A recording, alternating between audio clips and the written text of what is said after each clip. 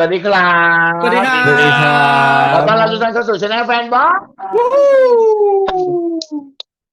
เหมือนค้างไหมมาแล้ว เหมือน มาแล้วจ้า กับคอนเทนต์นี้นะครับคอนเทนต์ที่เรายังติดค้างการ React GMMTV 2026 อยู่ ถูกต้อง นั่นก็คือ รักแห่งสยาม The The Musical Musical วิ ไม่ แล้วก็ ยัง ใน ไม่ งาน เคยดูเลยทั้ง ใน สิ้น งานวันนั้นน่ะมันเป็นแบบออนสเตจเลยไงมันไม่ได้เป็นแบบว่าไพลอตมาเปิดฉายอะไรอย่างนี้ คือจริงๆ เหร แล้ว อ รักแห่งสยาม The Musical เขาเคยเปิดไว้ตั้งแต่ตอน 2025 เนาะ ใช่แล้วใช่ใช่ ก็ ใช่ พอ 2026 ก็มามีความคืบหน้าแล้ อั ว ปเดต เราก็ได้ อัปเดต โต้งกับมิวมาแล้ว ถูก ถูกต้อง ก็คือไอ้สองตูดของเรานั่นเอง ใช่ไหม ใช่ การที่คาดเดาไว้ อืม ซึ่ง ซึ่ง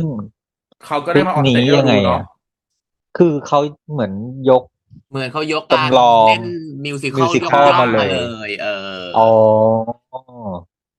เนาะ ไปดูกันไหมไปะ อ่ะ ย้อนกลับไปเมื่อปี อ๋ออุ้ยเป็น2007เลยเหรอ โอ้2007เลยเหรอ สยาม นานเหมือนกัน ปีแรกที่ฉันทำงานเลยนะ สยาม ก็เป็นปีที่เรื่องนี้ออนปะ ใช่ไง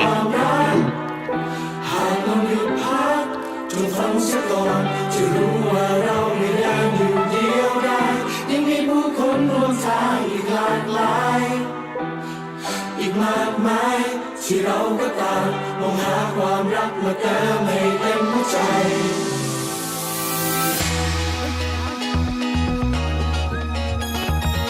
เฮ้ยเซ็นเตอร์พอยต์ว่า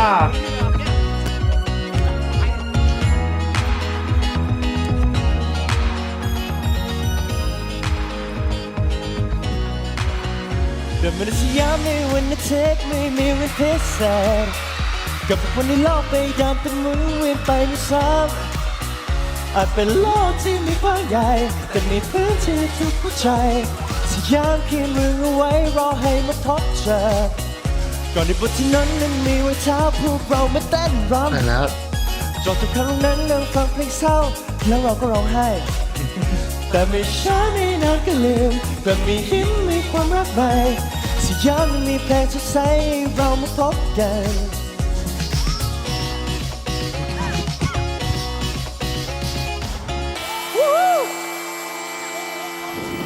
ฮะ ตอนแสดงยาวๆจริงเต้นขนาดนี้ เหนื่อยตายเลยเนาะ เฮ้ยเขาเต้นอย่างนี้จริง โอ้ยเมืองสอง หรอ ต้องโตโหจุกี้ นี่คือแบบความห่างอะไรวะ เมื่อมองดูทางรถไฟไม่มีใครไปและกลับมาคิดถึงใครที่ทิ้งไป แล้วไม่มีวันที่ย้อนมาถ้าฉันได้ไปกับรถไฟฉันคงจะไม่กลับมาอยากไปกับรถไฟแล้วคงไม่มีวันกลับมาฉันนอนบนเตียงที่เธอเคยนอนและยังกอดหมอนที่เธอเคยหนุนฉันฝันว่ามันยังคงอบอุ่นด้วยรักของเธอไม่มีเปลี่ยนไปฉันเคยภาคเพียนเขียนซึ่งเพลงรักด้วยหวังว่าเธอจะมาสนใจแต่พอวันนี้นึกเพลงรถไฟแม่ง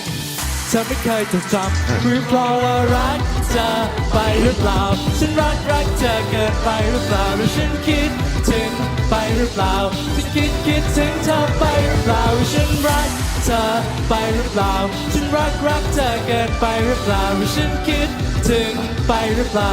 คิดถึงเธอเกินไปหรือเปล่า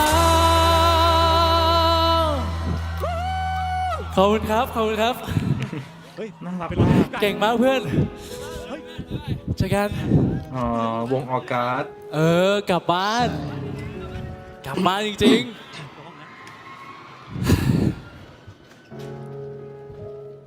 แต่เป็นเขียวมิ้นท์ที่สวยๆเนาะ แล้วก็เดินเล่นกันอยู่แถวสยามงี้ น่ารักมากอ่ะ ๆเฮ้ย สกัน วิสาร่ามากอ่ะ นี่ตรงป่ะ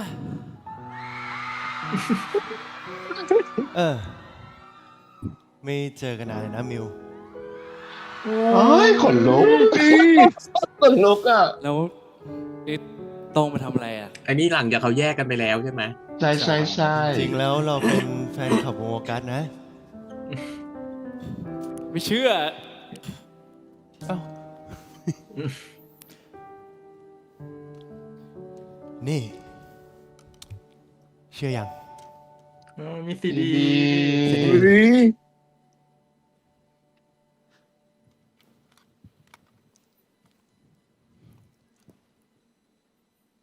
แกะเปลือกแกะพลาสติกยังลูก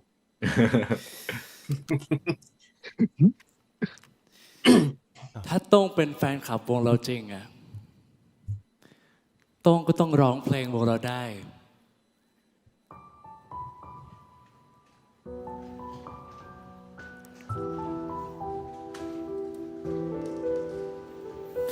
อืม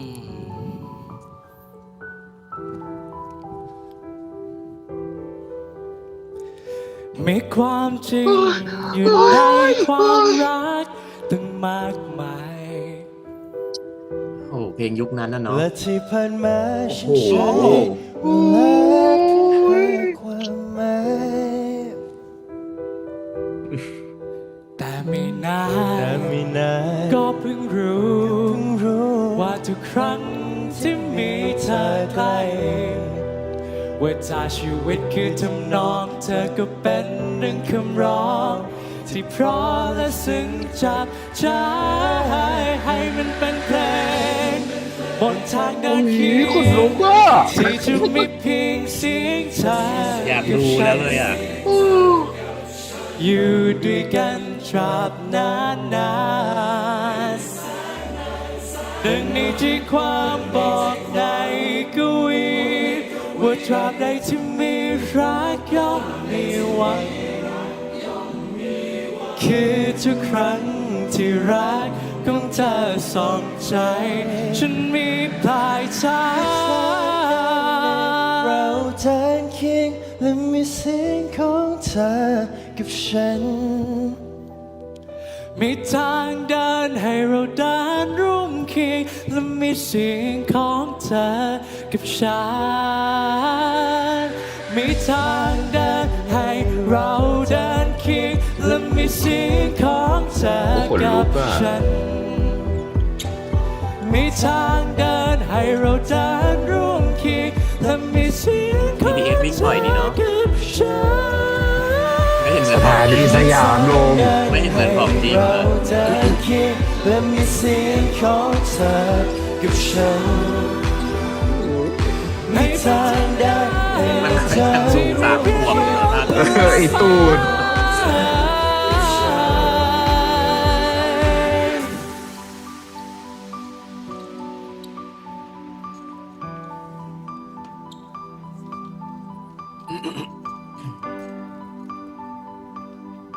แล้วยุคนั้นก็คือต้องซีดีอ่ะเนาะพี่ปอน ใช่ ไปซื้อ สมั ที่ ย ดี นั้น เจ คือ ส ยุค ยา ซี ม ดีดีวีดีอ่ะ ก็คือประมาณเกือบ20 ปีที่แล้วใช่ไหม ไปซื้อร้านดีเจอืม มัน21 ปีค่ะจุก เก่งมาก เก่งมากเลย โอ้ย จบแล้วเหรอ จบแล้ว สวยเพลินน่ะ โอ้โห เขาถึงบอกไงว่าอยากดูของจริงแล้วอ่ะ เพลงรักที่คุ้นเคยจากกล้องในใจตายห่า อื ละ ม ตายแน่นอน ปลายปีอ่ะ โอ้โห แล้วถ้ามาช่วงคริสต์มาสอะไรอย่างเงี้ยเนาะ คือมันคือ โอ้จะร้องไห้ บรรยากาศมันต้องคริสต์มาสอ่ะ เซเลบรตเนาะ เออ เหรอคือเห็นโฟนให้สัมภาษณ์อยู่ว่าน่าจะเริ่มเวิร์กช็อปประมาณกลางๆปีอะไรอย่างนี้ ก็ต้องรอ ใช้เวลา สกาเลตฮาร์จบไง อืม เพราะว่าสกาเลตฮาร์จกำลังก็บอกว่าเดือนหน้า จบแล้วเหร ก็ อ คือทั้งเดือน ไม่ ถ่าย ไม่ได้รับงานอื่น อืม โทษนะแล้วทิกเก็ตทูเฮเว่นนะคะ ก็ต่อ ก็ต่อ ก็รอไปค่ะ รอ อ่ะ ไปสิ มา คือจะบอกว่า เรื่องนี้ก่อน พอพูดถึงรักแห่งสยามมาเป็นช่วงที่ อันนี้คือส่วนตัวนะมันพาเราย้อนกลับไปในยุคนั้นจริง ๆ อ่ะ เพราะว่าส่วนตัวคือป้าน่าจะอายุเท่ากับมิวแล้วก็โต้งอ่ะ คือช่วงรักแห่งสยามเข้าโรงหนังอ่ะ ตอนนั้นอ่ะคือฉันอยู่ไม่ม.5ก็ม.6อ่ะจำไม่ได้แล้วอ่ะ โอ้ my god ซึ่งเลยรู้สึกว่าตัวเองอ่ะน่าจะอายุแบบใกล้เคียงมิวกับโต้งมากอ่ะ แล้วพอได้มาดูมิวสิควลวันเนี้ย เหมือนสองหลานแล้วก็อองซอมอ่ะเขาพาเรากลับไปณเวลานั้นจริง ๆ รู้สึกร่วมไปหมดเลยทั้งชุด ทั้งเซ็นเตอร์พอยต์ทั้งเพลง สกา ที่แบบ ล่า คือพอเพลงนี้มันขึ้นมาเนาะความทรงจำมันกลับมาหมดเลยอ่ะ อืม บรรยากาศมันกลับมาหมดเลยจริง มันบรรยากาศยุคเราอ่ะ BTS ที่มันแบบว่าเพิ่งเปิดใช้ไม่กี่ปีอ่ะ อะไรอย่าง ๆ เงี้ย บรรยากาศ มี ลม แค่ เย็นๆแล้วเดิน มีค่ สยาม สายอยู่อ่ะมันยังมีแค่2 สายอยู่เลย ไม่ อ่ะ ใช่หรอกบรรยากาศที่เรายังเดินสยามร้อนได้โดยไม่รู้สึกว่าร้อน เออ อื อ มอืมอืม ดีจังเลย ดีแล้วร้องเพลงกันเพราะมากเลยอ่ะคือ เพลงกันและกัน มันก็เป็นอีกเพลงในตำนานเนาะ คำ ที่ ถา ไม่ ม ว่า คือ จะ เรื่อง ฟัง เนี้ย เมื่อไหร่ก็เพราะ มันตำนานหมดทุกเพลงอะมันดังทุกเพลง ถู อะ ก เอาง่ายๆเลยจาก ถูก เรื่องเนี้ย เขาจะ คือ เปิดถึง100 รอบไหมอ่ะ อันนี้ต้องไปรอลุ้นเอา คือเพราะว่าถ้าไม่งั้นมันคือสงคราม คือ อันนี้ไม่รู้ว่าเขาจะไปเล่นที่ราชดาลัยเธียเตอร์ป่ะ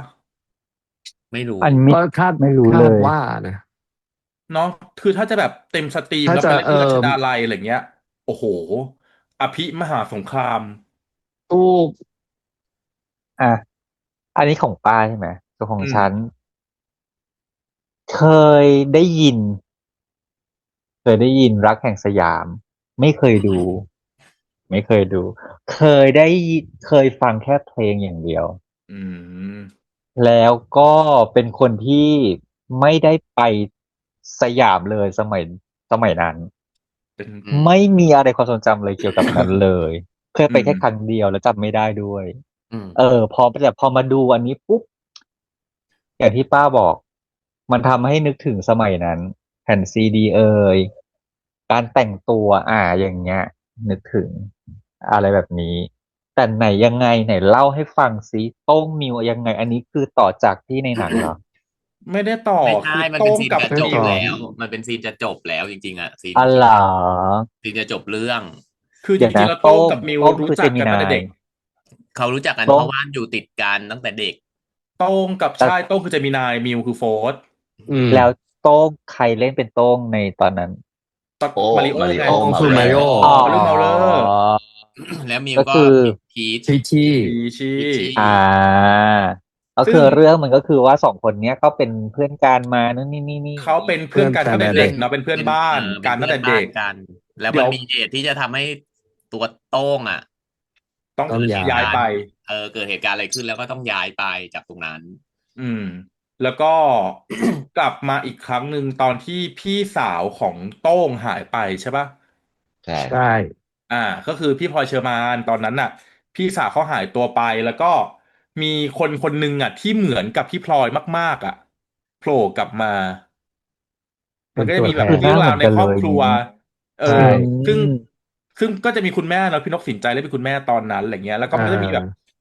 มีเรื่องราวที่มันดำเนินไปจริงๆคืออยากให้เจะจุกได้ไปดูหนังสักค ไม่ รั้ ต้อง งห เล่า นึ่งอะ ไม่ต้องเล่าหรอก ใช้เวลาเยอะ มันใช้เวลามันจะมีแบบ สิ่งเล็กๆ ที่เราอยากเห็น เช่นตัวตุ๊กตาไม้คริสต์มาสตัวนั้นน่ะ เขา มันก็จะเกี่ยวกับ มัน ทางคริสต์มาส อืม ใดๆอย่างนี้ ตุ๊กตาไม้ที่จมูกหายอย่างเงี้ยคือเขาจะเล่ายังไง จริงๆ มัน แส ไม่ ด ได้ ง เกี่ย ว่าว กับ ที่ คริสต์มาสทั้งหมดหรอกมันเกี่ยวกับสยามจุ เกี่ยวกับสยาม มัน เกิด เกิด ที่ ที่สยาม แต่มันใช้ ก็ ระ พ ยะ วก เว แบบอย่า ลาง ที่บอก ตั้ เมื่ ง อกี้ แต่นู่น สกาลง มาจน ส ถึง กา ปี ล่า ใหม่มาจนถึง อืม คริสต์มาสอะไรอย่างเงี้ย ใช่ อ่า แล้วก็ตัวของมิวก็จะมีวงชื่อวงออกัส ออกัส อืม เคยได้ยินอันนี้เคยได้ยิน ซึ่งบอกว่าออกัสก็คือเด็กอักษรทั้งยก เออ แสดงว่ามันก็จะคล้ายๆกับ My School President ด้วยประมาณนี้ไหม ไม่ no ไม่เลยด้วย ไม่เล โอ้ ย งั้นเดี๋ยวต้องไปดู Wild ละ มันเอาถ้าเขาไม่ปรับนะ อันนั้นมันใสเลย แต่อันเนี้ยมันไม่ได้ใสไง วายเรื่องต่างกันมาก มีเรื่องราวมากมายนะพี่ปอนเนาะเรื่อง แล้ว เนี้ย เรื่องเนี้ย อืม มันเป็นหนังเรื่องแรกมั้งที่เขาแทรกความเกย์เข้ามาเอาง่ายๆเอาพูดกันตรงๆเลย เพราะตอนแรกตอนโปรโมทไม่มีใครรู้เลยนะ ว่าจะมีช่องนี้มา คือเราก็แค่คิดว่ารักใสๆตามสยามปกติทั่วไปเพราะมันมีตัวละครผู้หญิงอีกตั้ง2-3 ตัวนะในเรื่องอ่ะ แต่จริงๆแล้ว เป็นเด็กนั คื ก อ เรียนด้วยกันอะไรเงี้ย พอเราโตขึ้นแล้วเรากลับไปมองวันนั้นน่ะ เราว่าตัวของโต้งเองอ่ะไม่ใช่เกย์ด้วยซ้ำอ่ะคืออ ม โต้งยังไอเดนตัวเองไม่ได้เลยเนาะณ ใช่ วันที่เรื่องจบอะว่าฉันชอบ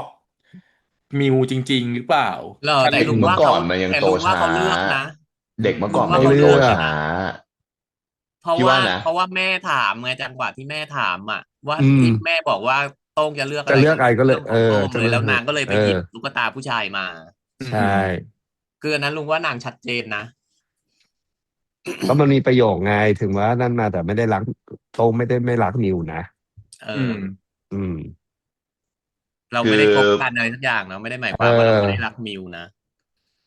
พี่ว่าเมื่อก่อนนะเด็กมันโตช้า มันไม่ได้เล่นโซเชียล เพราะฉะนั้นน่ะ อืม วิธีการเติบโตของเด็กสมัยก่อนเนาะที่ยังคงเป็นซีดีอยู่อ่ะ มันข้าม เพราะมันข้ามมาจาก floppy A เนาะ อืม เพราะว่าเขาไลฟ์แผ่นให้ใช่ไหม ใช่ ไลฟ์แผ่นเพล ใช่ ง ใช่ใช่มันพอมันเป็นสมัยก่อนมันไม่ได้โซเชียลอะไรหนักขนาดนี้อะไรอย่างเงี้ยการมาเจอกันการนัดพบกันเป็นเรื่องสำคัญ เวลาเป็นเรื่องสำคัญมาก เพราะว่ามันจะไม่มีการโนติว่าแบบว่าฉันจะไปสาย เออ ฉันจะมาเลท ใช่ อะไรอย่างนี้ อืม เพราะฉะนั้นหนึ่งการนัดน่ะมันจะมีความสำคัญมาก ๆ เพราะว่ามันมีโทรศัพท์แล้วนะ มันมีโทรศัพท์แล้ว แต่เมื่อก่อนเด็กสมัยก่อนมันยังไม่ได้ใช้โทรศัพท์ โทร ข ศั นา พ ด ท์มัน นั้ แพ น ง อะไรอย่างเงี้ย มันยังเป็นแบบว่าอะไรนะ PC อะไรนะเมื่อก่อนโทรศัพท์ PCT PCT 3310 อะไรอย่างเงี้ยยังเ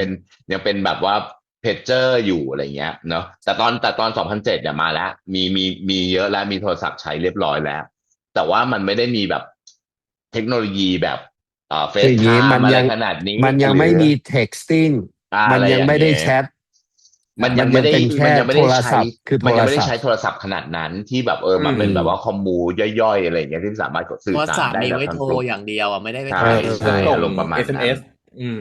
กับ เพราะ เล่น ฉะ เก นั้ ม น งู เพราะฉะนั้นเนี่ยไอการที่จะมาเจอกันเนี่ยการช่วงนั้นน่ะมันยังคงเหลือปฏิสัมพันธ์ของชีวิตมนุษย์อยู่ มันจะยังไม่ใช้ปฏิสัมพันธ์ผ่านเครื่องมือสื่อสารเทคโนโลยี อืม อะไรขนาดนั้น ซึ่งอันนี้แหละมันจะเป็นเสน่ห์ของมวลประชาชนอย่างกลุ่มเราเนาะ ยังอะไรพวกนี้อยู่ ซึ่ง นัด จ กัน ริง ๆ แล้ว นัดกันเจอตรงหน้าสกาล่านะ อ่า อะไรเงี้ย กี่โมงอะไรว่าไป แค่ อะไร นั้นแล้วก็ อ ต้อง ย่าง ไป เงี้ย รอ ใช่ กันอยู่ตรงนั้น ถู เพราะ ก ว่าถ้า ถู เกิ ก ดว่าไม่ไปรอตรงนั้นก็คือกูไม่ได้เจอกัน ไม่ แล้ เจ ว อ ถูก อะไร มันจะไม่ อย่างเงี้ย สามารถเฮ้ยเดี๋ยวกูไปซื้อตาบัคก่อนนะเดี๋ยวเจอกันน้ำมึงอะไรอย่างเงี้ยไม่มีอย่าง มัน จะ ไม่ได้ อย่าง ไว นั้น ขนาดนั้นไง เจอคือ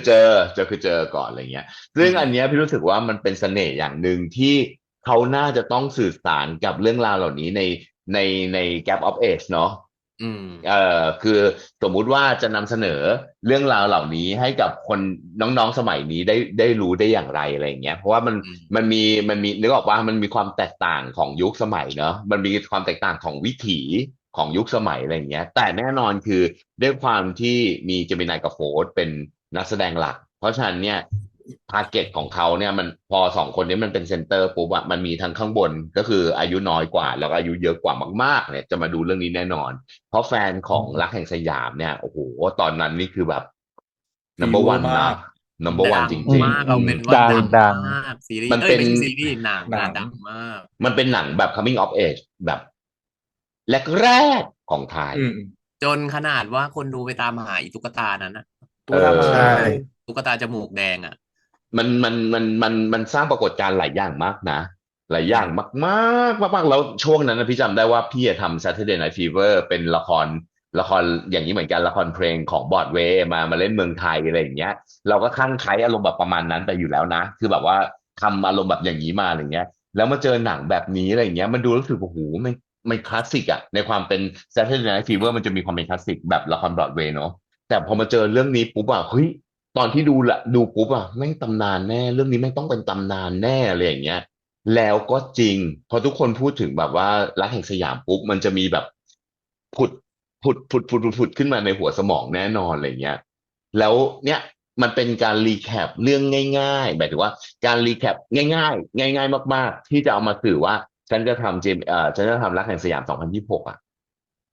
โดยมีเจมินายกับโฟร์เนี้ยผมน่าติดตามมากนะแค่นึกออกมาอย่างที่ป้าบอกเสื้อผ้ากราฟิก นี่คือวิธีการเต้นแบบสมัยนั้นด้วยนะท่าเต้นนึกออกปะ1 ย่ำ 2 ย่ำ 3 กระดึบ1 ย่ำ 2 ย่ำ 3 กระดึบอย่างเงี้ยมัน มันไม่ได้ยากไม่ได้ซับ เอ ซ้อ อ น ปัจจุบัน ถ้ามันไม่ได้ complicated แบบว่าและ1และ2และ3และ4และ5และ6และ6และ7อย่างงี้ไงนึกออกปะคือสมัยเนี้ยคือใน1นับอะมัน8ท่าอะไรอย่างเงี้ย อืม แต่สมัยก่อนเนี่ย1ท่า4นับอะ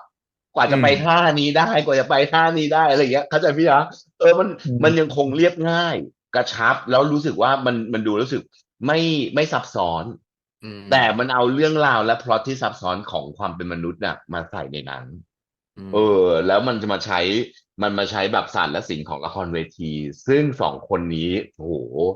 เอาเวทีอยู่แน่นอน เนาะคือ เอาใน จะบอก เอา ว่าฉากที่โต้งกับมิวเจอกันเมื่อกี้ขนลุกมากเลยอ่ะ จริง แค่เพล คือง เรา ขึ้นก็ อะ ขนลุกแล้วอ่ะ เราจำได้ไงคือพวกเราจำเหตุการณ์ได้เราเลยยิ่งขนลุกเข้าไปใหญ่ไงสำหรับคนที่เคยดูมาก่อนเคยดูมาแล้วเรื่องราวอะไรอย่างเงี้ยมันเลยยิ่งแบบมันความทรงจำมันกลับมา จริง มันมีความแอบเศร้านะ ใช่ มันมีความแอบเศร้านะ มัน คือฉากเนี้ย มันคือฉากที่เด็กๆเขาแยกกันไปแล้วเขากลับมาเจอกันอีกครั้งหนึ่งตอนโตถูกไหม ใช่ใช่ตอนที่ออก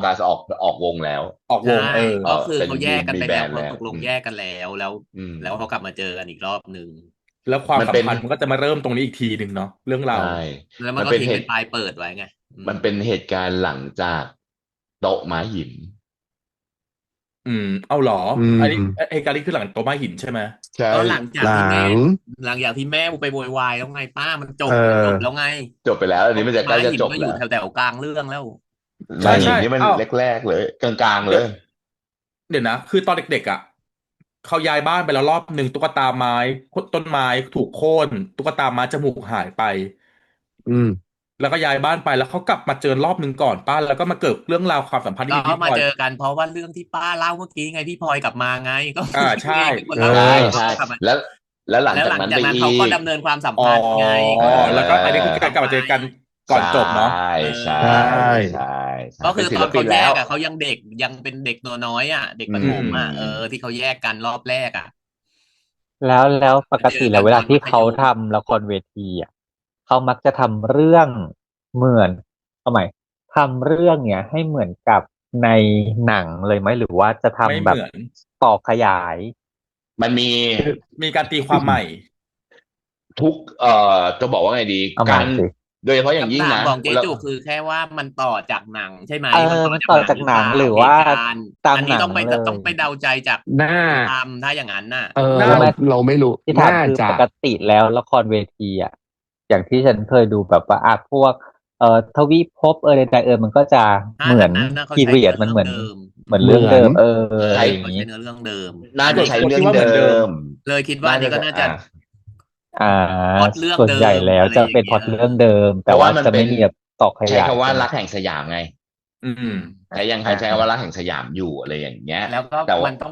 งมาทำให้มันเข้ากันกับละครเวที ปัจจุบัน แต่ว่าส่วน แต่ ตัว ว่าเพลงเนี่ย ส่วนตัวพี่ น่าจะมายก ส่วนตัวพี่ว่ามันน่าจะเป็นพล็อตเรื่องเดิม เพราะว่าสีมันยังเป็นป๊อปอยู่ มันยังเป็นป๊อปอาร์ตสมัยนั้นอยู่เห็นไหมเห็นคำว่ารักแห่งสยามของเรื่องมามันจะมีความเป็นป๊อปอาร์ตที่ดูง่ายอยู่อะ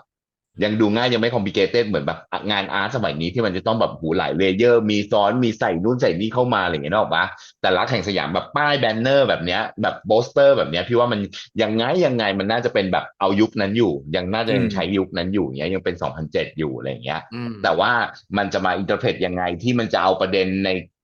ในสมัยก่อนที่มันเข้มข้นมากๆ มันจะนำเสนอยังไงให้เด็กสมัยนี้รู้สึกแบบว่าหรอมันถูกกดดันขนาดนั้นเลยหรอสังคมเมื่อก่อนมันเป็นอย่างนั้นเลยหรอจะยังไง แล้วก็เอาเพลงไหนที่มาเล่าแล้วทำให้เรารู้สึกได้แบบโอ้โหฟังแล้วขนลุกอย่างที่เรารู้สึกกันเมื่อสักครู่เนี่ยนึกออกไหมครับ มันฟังแล้วโอ้โหเฮ้ยเพลงนี้ฉันคิดถึงมาตั้งนานแล้วว่า เราอาจจะได้ฟังเพลงหลาย ๆ เพลงที่มันโคตรจะคิดถึงเลยในคอนเสิร์ตในละครเพลงเรื่องนี้ก็ได้ ซึ่ง เพราะว่า2 เพลงแรกที่เจมินายโฟร์ร้องก็ไม่ได้มีอยู่ในหนังนะ เพลงใหม่ ไม่มีในหนัง เออ ไม่มีในหนังแต่มันเป็นเพลงที่เข้ากับเรื่อง ร้องคู่กันเพลงเดียวเมื่อกี้นะ คือเขาใช้คำว่าเพลงรักที่คุ้นเคยเนาะ เออ เราจะได้ยินมันอีกครั้งหนึ่งซึ่งอันเนี้ยถ้าเราอ่านคำเนี้ยเราไม่รู้ว่าเขาจะใช้เป็นแบบจุกบอกมิวสิควลที่เอาเพลงที่เราเคยรู้จักอยู่แล้วอะมาเล่าหรือเปล่าอาจจะไม่ใช่เพลงของหนังเรื่องนี้ทั้งหมด แต่เป็นเพลงณยุคนั้นน่ะ ณยุคนั้น ก็เป็นไป หรือ ได้แหละเพราะมันต้องทำบริบทไงมัน ด้ ทำ ว บ ย ริบทให้เข้าหรือ หรือ ไม่ แม้ก ก็ ระทั่ อาง จจะพี่มะเดี่ยวอาจจะแต่งใหม่ขึ้นมาให้ อันนี้ก็ไม่รู้เหมือนกันไง อาจจะหรือเผลอๆอาจจะแต่งใหม่เอง ทางทีมเองอาจจะแต่งเองอะไรอย่างเงี้ย เพื่อให้เป็นแบบว่าคอนคูชั่นของรักแห่งสยาม 2026 แต่มันก็อาจจะมีความแบบยุคตัวละครเนาะส่วนใหญ่คือที่ดูละครเวทีมาพอหนังตัวละครเยอะเขาเล่าได้ แต่พอละครเวทีถ้าตัวละครเยอะเกินไปอ่ะมันจะเริ่ม มันจะมิสลีด มี มันจะมีสลีปมันจะแบบอ้าวสรุปแล้ว คือในเมนโรเนี่ยมันจะต้องมีไม่กี่ตัว เพื่อให้ทำให้แบบว่าเรื่องมันสามารถเกาะอยู่กับกระดูกสันหลังหลักได้ มันมีซัพพอร์ตติ้งได้แต่ว่าซัพพอร์ตติ้งมันต้องไม่แย่งแบบต้องไม่แย่งซีนเมนโรเพราะว่ามันจะต้องแบบว่าวิ่งเส้นเดียวเพราะว่ามันมีเวลาจำกัดไม่เกิน3 ชั่วโมงเลทเซได้ออกมาการจะมีซับพลอตต่างๆนานามากขึ้นเนี่ยมันทำให้เรื่องมันถูกดิสแทรกมันไม่เหมือนซีรีส์ที่มันขยายปมแล้วไปสปินออฟได้อะไรอย่างเนี้ยเป็นต้นเราก็ยังบอกไม่ได้เนอะว่าเขาจะเอาตัวละครทุกตัวกลับมาหรือเปล่าใช่แต่ที่มันต้องมีแน่ๆคือบริบทของตัวละครนั้นๆเช่นโต้งเป็นเพื่อนกับใครครอบครัวอย่างไรมิวเป็นเพื่อนกับใครกลุ่มอยู่อย่างไรอย่างเนี้ยและตัวจี๊ดของในกลุ่มสมาชิกในวงอะไรอย่างเงี้ยอาจจะต้องมีแต่มันอาจจะไม่ได้บอกว่าให้ซีนเยอะอะไรขนาดนั้นสำหรับสมาชิกในวงแต่ว่าถ้ามันไม่ใช่คอน FLICT อย่างของโต้งเนี้ยครอบครัวเป็นคอน FLICT เพราะฉะนั้นเขาต้องให้ซีนเป็นคอน FLICT แน่นอนประมาณนี้น่าดูมากแล้วอยากดูมากตารอคือนอกเหนือจาก2 คนนี้แล้วอะเรายังไปลุ้นเนาะว่าจะมีใครที่เหลือจะเป็นใครอีกถูกป่ะใครจะมาเป็นพ่อแล้วมิวสิคอลอ่ะแล้วคนที่เป็นมิวสิคอลอ่ะแล้วต้องมาเล่นแบบพี่นกสินใจที่แบบเป็นแม่ในความเป็นนักแสดงอ่ะแล้วแม่ที่ต้องร้องเพลงได้แล้วเล่นดีอ่ะนี่ในหัวคือคิดถึงใครรู้ไหมพี่ลูกว่าเน่งพี่ลูกว่าใช่ฉันคิดว่าพี่ลูกว่ามาแน่คือพี่ลูกว่าแต่รอบนี้คือไม่ได้มาเป็นแม่โฟร์ไงถ้ารอบนี้เขามาเล่นเขาต้องไปเป็นแม่เจมินายแม่เจมแล้วอะไรอย่างเงี้ยเพราะว่าเราต้องแบบว่าต้องเฟียสคอนฟลิกต์ใช่เพราะว่าฝั่งมิวเองเขาจะไม่มีเขาพ่อแม่เขาเสียไปตั้งแต่เด็กแล้วเขาอยู่กับยายไงแล้วแม่ของโต้งโอ้โหสุดๆนะวิธีการเล่นพี่นกทำได้ดีแบบดีมากดีขนลุกดีแบบพ่อด้วยพี่ปอนพ่ออีกพี่กบทรงสิทธิ์พี่กบเล่นว่าละเอียดแล้วนะกรองออกมาแม่งแบบว่าเหมือนทรายกลายเป็นแป้งนะของพี่นกสินใจนี่คือแบบว่าผงแป้งระดับนาโนอีดอกคือแบบคือ2 ตัวนี้คือถ้าเขาเอากลับมาถ้าเขาเอามาขึ้นบนเวทีด้วยเนาะพี่ปอนเนาะมันต้องหาสมมุติถ้าแบบเป็นพี่นกมาเองเป็นพี่นกพี่กบขึ้นเองพี่กบมาเองตายเหมือนมีใครไปสัมภาษณ์ไหมไม่รู้ว่าพี่นกบอกว่าถ้าพี่กบรับนางก็รับว้ายเหมือนหรือลุงจำผิดก็ไม่รู้นะแต่เหมือนลุงเคยอ่านเห็นนะว่ามีข่าวไปสัมภาษณ์เขาบอกว่าถ้าพี่กบรับเขาก็รับกลัวมากเพราะว่าถ้ารับขึ้นมาคือแบบซีนแบบทองคำของแม่นกคือแบบว่ากับข้าวจานเดิมกับข้าวเมนูเดิมมันจะต้องทำยังไงให้มันแบบจริงไข่พะโล้นะพี่ปอนไข่พะโล้กินไข่พะโล้ยังไงให้น้ำตาตกพี่ดอกแล้วโอ้ยตายห่าแล้วร้องไห้จะร้องไห้ต่อแล้วนี่จริงจุกี้มันถ้าได้ดูนะสักอย่างเลยค่ะไปนี่แหละวิธีการที่จะทำให้จุกี้แบบอกสั่นขวัญแขวนคือไปดูก่อน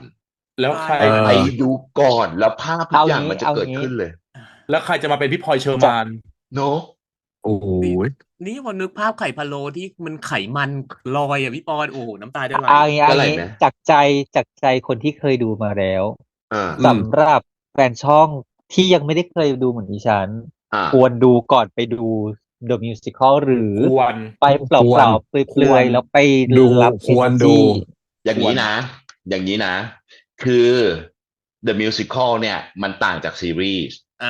มันต่างจากซีรีส์คือจริงๆแล้วเราสามารถดูได้แต่ว่าศาสตร์และศิลป์มันจะคนละเรื่องมันจะเสนอคนละแบบเขาอาจจะตีความใหม่หรือเขาจะอาจจะอะไรก็แล้วแต่ว่าไปแล้ววิธีการที่สำคัญที่สุดคือนักแสดงมันคนละคนมันไม่เหมือนอ่านนิยายแล้วดูซีรีส์เพราะอ่านนิยายปุ๊บเราเอาดาราคนนั้นมาแทนนักแสดงในหัวเราแล้ว